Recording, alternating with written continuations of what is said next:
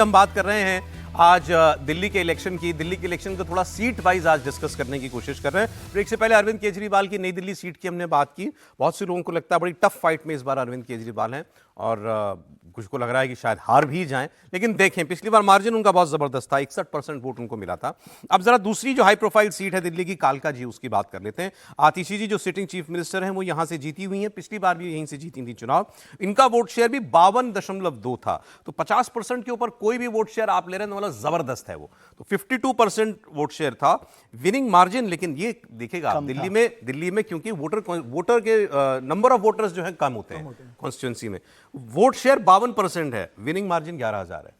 छोटी कॉन्स्टिट्यूंसी के हिसाब से अच्छा है, लेकिन वैसे हम सोचें तो 11,000 का आतिशी जी वाले में पलट होते देर नहीं लगती। हाँ, थोड़ा सा मुश्किल है। इनके सामने हैं रमेश बिधूड़ी और अलका लांबा। रमेश बिधूड़ी को आप कुछ भी समझिए, कुछ भी कहिए, उनकी आलोचना कीजिए उनके बयानों के लिए, उनकी भाषा के लिए, लेकिन जमीन का नेता है, इसमें कोई शक नहीं है, काम करने वाला लीडर है।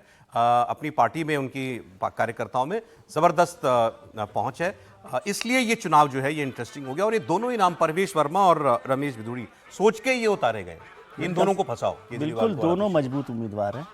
और रमेश बिधूड़ी तो यदि अरविंद केजरीवाल वर्सेस परवेश वर्मा देखें तो अरविंद जी ज़्यादा मजबूत हैं कंपैरेटिवली, क्योंकि लीडर के तौर पर, लेकिन दोनों लीडर मजबूत हैं, परवेश वर्मा भी और रमेश बिधूड़ी भी। रमेश बिधूड़ी की बयानों को लेकर हमेशा उनकी बातचीत, अलका लांबा भी, लेकिन रमेश बिधूड़ी क्या पार्टी के जो पुराने लीडर्स हैं मजबूत, एबीवीपी से जुड़े रहे हैं और कास्ट फैक्टर के हिसाब से भी उनकी मजबूती काफ़ी बनी हुई है।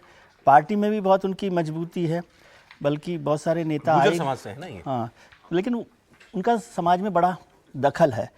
और ये जो है अरविंद जी को के मुकाबले में यहाँ पर आतिशी जी को ज़्यादा परेशान करेंगे। और अलका भी अच्छी कैंडिडेट है, लेकिन अलका के लिए तो मुझे लगता है कि अलका जी को कहीं से और से मिल जाता टिकट तो कांग्रेस की परेशानी में है।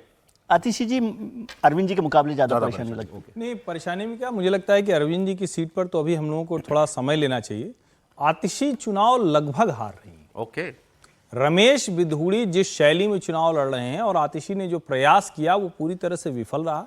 उन्होंने जो ये प्रयास किया कि मेरे पिता के ऊपर कर दिया, बल्कि उल्टा हो गया। अफजल गुरु की याचिका के लिए दया याचिका उन्होंने डाली थी, ये देश को पता चल गया, दिल्ली के लोगों को पता चल गया। और कोई भी व्यक्ति, कम से कम आप ठीक है एक्टिविज्म के दौर में आप कहें कि भाई सबको अधिकार है, दया याचिका भी भारत के संविधान के तहत होती है, लेकिन आतंकवादी के लिए दया याचिका डालने वाले लोग वो आमतौर पर मतलब बहुतायत लोगों को नहीं पसंद आते हैं। तो आतिशी जी के पिताजी वो काम कर रहे थे तो ये पता चल गया। दूसरा, जिस तरह से रमेश बिधूड़ी सवाल पूछ रहे हैं, चाहे वो दिल्ली की सड़क को लेकर हो, दिल्ली की सुविधाओं को लेकर हो, कालका जी मंदिर को लेकर हो, उन सब में से किसी का जवाब आतिशी दे नहीं पा रही। तो मेरा ये मानना है कि रमेश बिधूड़ी आज नंबर 1 हैं, आतिशी मारलेना नंबर 2 हैं, अलका लांबा नंबर 3 है। कालका जी की ये स्थिति बहुत साफ साफ दिख रही है। नई दिल्ली थोड़ा अलग है। लोगों को लगता है कि मजबूत भी होती थोड़ा सा, यदि पार्टी कहती कि नहीं चीफ मिनिस्टर वो बनेंगे, वो भी नहीं कर रखा बिल्कुल नहीं वो, लेकिन उनको रमेश बिधूड़ी की छवि पर केजरीवाल जी को इतना भरोसा है कि उन्होंने कहा, मेरे सूत्रों ने कहा है कि बीजेपी इनको मुख्यमंत्री बनाएगी अगर जीत गई तो। ये आदमी मतलब इतनी खराब छवि है कि लोग ये सोच के कि ये हमारा मुख्यमंत्री बनेगा, बनाया था उन्होंने। देखिए आतिशी के साथ इस बार एक एडवांटेज है कि मुख्यमंत्री के साथ जो एडवांटेज जुड़ जाता है कि भाई हमारे क्षेत्र का मुख्यमंत्री है और सरकार आएगी और केजरीवाल नहीं बनते तो आतिशी फिर मुख्यमंत्री बनेगी, तो जो जनता के अंदर एक भाव रहता है कि भाई हमारे क्षेत्र का जो विधायक है वो मुख्यमंत्री दिल्ली का, उसका फायदा आतिशी को इस बार मिलने वाला है। रही बात रमेश बिधूड़ी की, जमीनी स्तर के नेता है, धुआंधार तरीके से लड़ते हैं, लेकिन पार्टी में इनका एक्सेप्टेंस नहीं है इनके व्यवहार के कारण। इनका जो व्यवहार पार्टी के कार्यकर्ताओं के साथ रहता है वो बहुत सम्मानजनक नहीं रहता। इनका बातचीत का जो तरीका है, तो पार्टी का जो जमीनी स्तर का कार्यकर्ता बहुत इनके साथ जुड़ाव महसूस नहीं करता इनके व्यवहार के कारण। हालांकि इस बार संगठन उनके साथ जुड़ा हुआ है, कितने वो कन्वर्ट कर पाते हैं। अलका लांबा मुझे लगता है सबसे कमजोर उम्मीदवार है। अलका या लांबा कोई बहुत बड़ा डैमेज आतिशी को करेगी, वोट तोड़ेगी, मुझे इसकी संभावना कम लगती है। चुनाव से दो के बीच में ही हो रहा है, रमेश बिधूड़ी के बीच में, रमेश बिधूड़ी वर्सेस और इसके बीच में हो रहा है। सर जरा आतिशी को मिलने मनीष सिसोदिया की सीट का भी एक बार हाल जान लेते हैं। जंगपुरा की सीट को यदि कहीं और सीट दे देती ना कांग्रेस, तो शायद वो मजबूत तरीके से कुछ लड़ाई अलका लांबा को। अच्छा, मनीष सिसोदिया जंगपुरा से लड़ रहे हैं इस बार। पटपड़गंज की सीट उन्होंने छोड़ दी है। इनके सामने बीजेपी ने तरविंदर मारवा को दिया है, ये भी पूर्व विधायक हैं। और कांग्रेस की तरफ से भी बड़े ठीक उम्मीदवार हैं, फरहाद सूरी यहाँ से चुनाव लड़ रहे हैं। पूर्व मेयर रह चुके हैं जी हाँ, कांग्रेस के। मैंने पिछली बार 2020 में यहाँ से प्रवीण कुमार जीते थे आम आदमी पार्टी के, 50.8% वोट शेयर था, 16,063 वोट का इनका मार्जिन था। तो अब मनीष सिसोदिया के लिए तो सेफ सी ही सीट ढूंढी गई होगी। नहीं, लेकिन मनीष सिसोदिया मुझे लगता है ज्यादा मुश्किल सीट पर चले गए। अच्छा। पड़पड़गंज में वो थोड़ा उनका काम, कार्यकर्ता काफी काम कर रहे थे, वहां वो जीत भी सकते थे। ऐसा नहीं कि पहला चुनाव में आपको अगर टफ फाइट मिल गई है, आप 3-3.5 वोट से जीत रहे हो, इसका मतलब तय है कि आप चुनाव हारोगे। और जब 2020 में आप 3-3.5 वोटों से जीते थे, आपको टफ फाइट थी, तो 5 साल आपको बहुत बेहतर काम करना था अपने क्षेत्र के अंदर, जिससे दूसरी बार आप वहां जीत सको। अब आप जंगपुरा चले गए, जंगपुर में आपने काम किया नहीं है, एकदम अचानक जंगपुर चले गए हो। वहां पर एक जो क्लास वोटर है, एक बड़ा पढ़ा लिखा, बड़ा पैसों वाला बड़ा वोट बैंक वहां पर ठीक है, है। मुस्लिम वोट बैंक भी है। और जो कांग्रेस उम्मीदवार उतारा है, जो पूर्व मेयर रहे हैं दिल्ली के, उनका एक अपना आधार है वहां पर। तो मनीष सिसोदिया मुझे लग रहा है जंगपुरा की सीट के अंदर बहुत बुरी तरीके से फंस गए। हो सकता है वो जंगपुरा हारे, क्योंकि बीजेपी की जो जिन सीटों पर अच्छे चांसेस हैं उनमें आप बिल्कुल जंगपुरा जंगपुरा, मानते हैं। बिल्कुल जंगपुरा। ठीक है सर, अब जरा इसी के बाद ले लीजिए पटपड़गंज की सीट भी ले लीजिए, यहीं डिस्कस कर लें पटपड़गंज की सीट भी जो छोड़ करके गए हैं मनीष सिसोदिया। पटपड़गंज पर शिक्षक अवध ओझा को अपना उम्मीदवार बनाया है। अवध ओझा फिजिक्स पढ़ाते हैं ना शायद?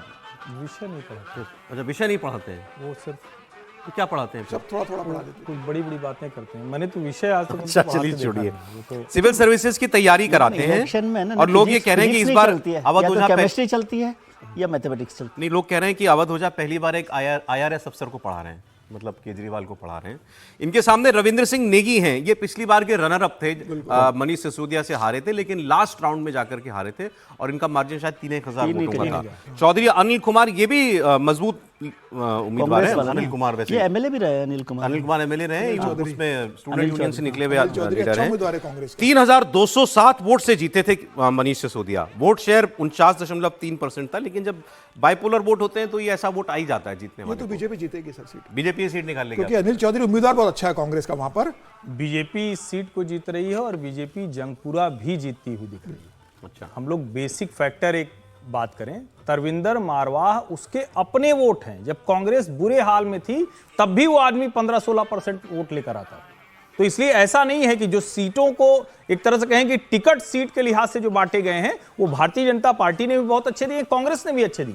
कांग्रेस की मुश्किल ये है, जो विजय जी कह रहे हैं उससे मैं सहमत हूं कि उनके पास कैडर नहीं है। बहुत देर से राहुल गांधी चलती ट्रेन में सवार हुए, शुरू से नहीं आए, तो बहुत सी चीजें हैं। लेकिन भाजपा पूरी तैयारी के साथ आई। दूसरा, आम आदमी पार्टी के बड़े नेता वो मैदान छोड़ते से दिखे। आप जब मनीष सिसोदिया की सीट बदलते देखते हैं, जिसको आप कह रहे हैं कि भैया ये तो शिक्षा क्रांति का दुनिया में कोई हुआ ही नहीं है ऐसा, जो मतलब इस तरह की क्रांति किया हो, बहुत ही क्रांतिकारी टाइप, तो वो जब हो और उसको सीट अपनी छोड़नी पड़े और अवध ओझा के बारे में वो कह रहे हैं कहें, मुझसे अवध ओझा ने मांगी सी। मैं वही कहने जा रहा हूं। वो कह रहे हैं कि अवध ओझा ने कहा कि मैं इसी शर्त पर आऊंगा, मैं उनके शब्द बता रहा हूं। मुझे इंटरव्यू में बोला थी, यही बोला थी। लीजिए, अब बताइए, अवध ओझा एक कोचिंग पढ़ाने वाले मास्टर साहब, प्रतिष्ठित हैं, बड़ा उनका जलवा है, बड़ी बड़ी बात करते हैं, लेकिन वो इतने बड़े हो गए हैं कि जो शिक्षा क्रांति का दुनिया का सबसे बड़ा वाहक था उसको डिक्टेट कर, टर्म डिक्टेट कर रहे हैं। इसका सीधा सा मतलब हुआ कि मनीष सिसोदिया ने कहा कि भैया अवध ओझा जी आप इज्जत बचा लो हमारी।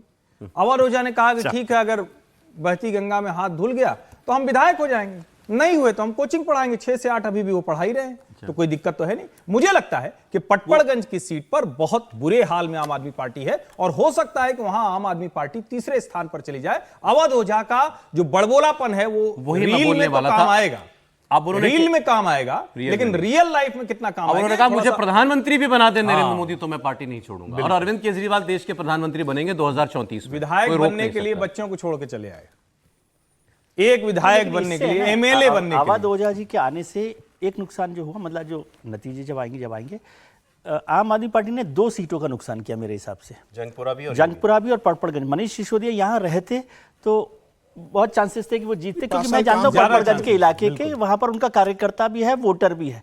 होता है चुनावों का अलग अलग माहौल होता है, लेकिन जंगपुरा उनके लिए नई सीट है। ये पार्टियां हर सीट पर सर्वे कराती हैं, कराए ही होंगे इन्होंने। नहीं करवा, क्योंकि प्रवीण कुमार के पास 50% वोट आए हैं आम आदमी पार्टी के।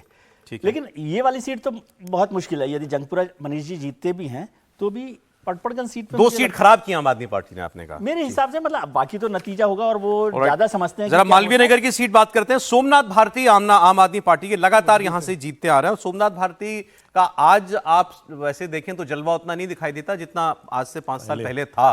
बहुत चर्चा में रहते थे सोमनाथ भारती। इनके सामने सतीश उपाध्याय हैं, ये भारतीय जनता पार्टी के दिल्ली के प्रदेश के अध्यक्ष भी रह चुके हैं, और जितेंद्र कोचर कांग्रेस पार्टी से हैं। यहां से अच्छा खासा मार्जिन था वोट शेयर में, 57.9%, 58% मार्जिन से जीती थी यहां पर ये सीट सोमनाथ भारती ने पिछली बार। 18,144 मार्जिन भी अच्छा खासा था इनका। सोमनाथ भारती, समीर जी। देखिए, सोमनाथ भारती भले ही कंट्रोवर्सी में रहे हो, लेकिन जमीन में स्तर पर अपने कार्यकर्ताओं के साथ बहुत जीवंत संपर्क रहता है उनका। वो 24 घंटे कार्यकर्ताओं के बीच में रहते हैं। मतलब सोमनाथ भारती के बारे में कहा जाता है कि रात को 1:30 बजे अगर कार्यकर्ता उनसे मिलने जाता है तो वो उससे मिलते हैं, उसकी समस्याओं को लेकर सब जगह। तो उसका एक उनका अपने एक क्षेत्र के अंदर जबरदस्त पकड़ है, क्योंकि कार्यकर्ता के अंदर इतना एक्सेप्टेंस होना, कार्यकर्ता से इतना जीवंत संवाद होना, आम आदमी पार्टी में कम नेता ऐसे हैं। सोमनाथ भारती उसमें से एक, और यही कारण रहा है कि सोमनाथ भारती बहुत अच्छे मार्जिन से और बहुत अच्छे परसेंटेज के साथ वो सीट जीतते रहे। हालांकि भारतीय जनता पार्टी ने सतीश उपाध्याय को उतारा, लेकिन देखिए सतीश उपाध्याय राष्ट्रीय राजनीति में इन्वॉल्व हो गए थे, पहले प्रदेश अध्यक्ष रहे, अभी उन्हें मध्य प्रदेश का सह प्रभारी बना दिया था, तो उन्होंने अपना लंबा समय मध्य प्रदेश का दिया। वो अब केंद्र की राजनीति में ज्यादा दखल दे रहे थे, प्रदेश के अंदर उनका बहुत ज्यादा भूमिका नहीं थी, संगठन के अंदर भी और कार्यकर्ताओं के बीच में।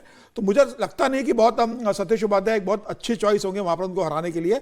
लेकिन अगर भारतीय जनता पार्टी का संगठन और आम आदमी पार्टी के खिलाफ माहौल होगा तो ये बहुत मुश्किल होगा। लेकिन फिलहाल सोमनाथ भारती मुझे लगता है वहां से वो जीते। अच्छा, दिल्ली पर हम बात करें तो चर्चा कर ही लें। मुझे मैंने खबर बताई थी कि गृह मंत्रालय ने अरविंद केजरीवाल को पर केस चलाने के लिए ईडी को इजाजत दे दी है प्रोसिक्यूशन की। क्या मतलब हुआ इसका? लोग कह रहे हैं कि तो पहले से चल रहा मामला। नहीं, चूंकि नवंबर में जो सर्वोच्च न्यायालय का निर्णय आया था उसमें ये सवाल खड़ा किया गया कि आप कोई भी जो पब्लिक सर्वेंट है, वैसे तो सर्वेंट हैं इस लोग, मतलब विधायक सांसद जी लोग, लेकिन कितना है देश के सर्वेंट तो सब जानते हैं, लेकिन फिर भी तो पब्लिक सर्वेंट पे ऊपर कोई भी केस चलाने के लिए आपको इजाजत लेनी होगी। और चूंकि दिल्ली अर्ध राज्य है, पूर्ण राज्य नहीं है, इसलिए होम मिनिस्ट्री से इसकी इजाजत चाहिए फिलहाल। वही तो ये प्रोसीजरल मसला है, इसके अलावा कुछ नहीं। और कोई ऐसा नहीं कि अरविंद केजरीवाल पर अचानक ना, वो भाषण के लिए भले होगा दोनों के लिए, लेकिन अरे आप कल भी हमने शायद चर्चा की थी, दिल्ली में अरविंद केजरीवाल का पुराना एक वीडियो कांग्रेस पार्टी बहुत घुमा रही है, जिसमें उन्होंने कहा था कि जिसको आरक्षण का लाभ एक बार मिल गया उसको दोबारा कभी नहीं मिलना चाहिए, उस परिवार को।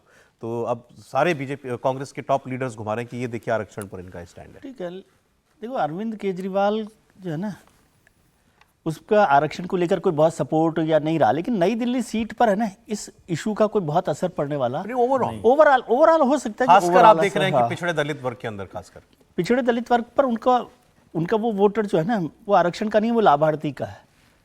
उसको जो बिजली का बिल 200 यूनिट माफ किया हुआ है ना, वो उस आरक्षण के मुझे नहीं लग रहा कि उससे खिसकने वाला है बहुत ज़्यादा। अच्छा। और जो आपने अभी जिक्र किया ईडी के नोटिस वाला भी, ईडी के इंक्वायरी वाला भी, जिस पर परमिशन दिया होम मिनिस्ट्री ने, उसका कोई बहुत बड़ा फर्क नहीं पड़ने वाला। अगर फर्क पड़ेगा तो वो अरविंद केजरीवाल के फायदे का होगा, ये मैं आपको बता सकता हूँ। कुछ सिंपैथी और आ जाएगी। हाँ, सिंपैथी और आ जाएगी। कोई आप सोचे कि उससे वो ज़्यादा करप्ट महसूस होंगे लोगों को, ऐसा नहीं है, बल्कि नुकसान ही होगा। और इसीलिए बीजेपी ने उसको बहुत जल्दी से दो सीटों की चर्चा कर लें सर, नहीं तो फिर और समय हो जाएगा ब्रेक का। बिजवासन की सीट पर कैलाश गहलोत लड़ रहे हैं बीजेपी से, सुरेंद्र भारद्वाज आम आदमी पार्टी से, देवेंद्र सहरावत कांग्रेस से। तीनों लोग यहां भी ठीक हैं।